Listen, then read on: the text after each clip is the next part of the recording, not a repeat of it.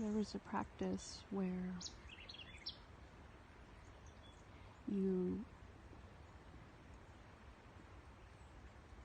pick a sense, and that sense brings you into present moment awareness, mindfulness. And I picked the sense of the mud on the trail, and it was kind of feeling like a tugging me,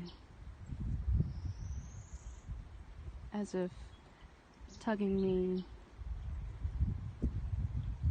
to come back home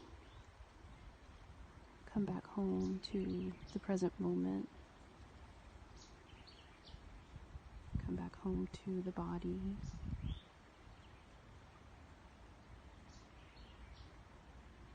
coming back home to gratitude for being in this present moment.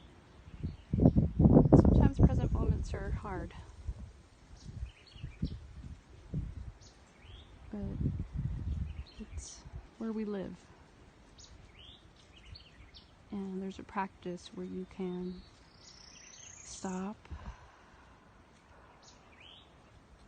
and take 3 breaths.